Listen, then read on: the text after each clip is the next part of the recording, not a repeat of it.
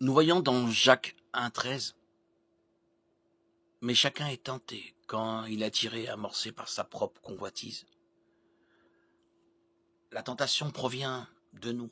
Nous sommes tentés lorsque nous sommes entraînés et amorcés par nos propres convoitises. Au verset 14, nous nous permettons d'avoir certaines pensées.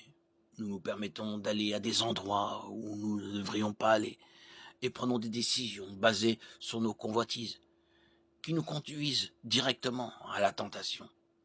Comment alors résister aux tentations? Tout d'abord, nous devons revenir à l'exemple de Jésus tenté dans le désert par Satan dans Matthieu 4, 1, 11. Alors Jésus fut emmené par l'Esprit dans le désert pour être tenté par le diable. Après avoir jeûné 40 jours et 40 nuits, il eut faim.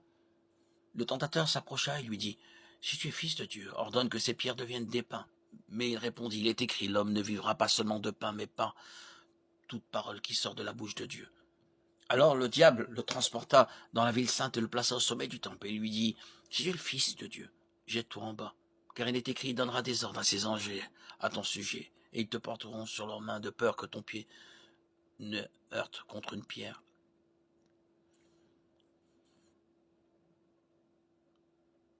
À chacune des tentations de Satan, la même réponse fut donnée.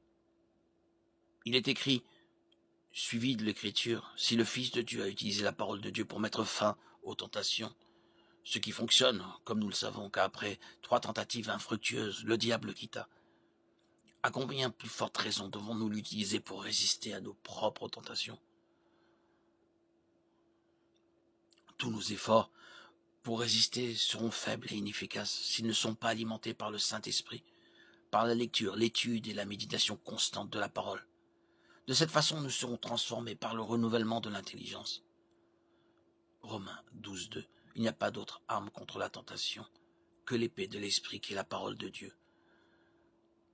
Ne vous conformez pas au siècle présent, mais soyez transformés par le renouvellement de l'intelligence, afin que vous discerniez quelle est la volonté de Dieu, ce qui est bon, agréable et parfait.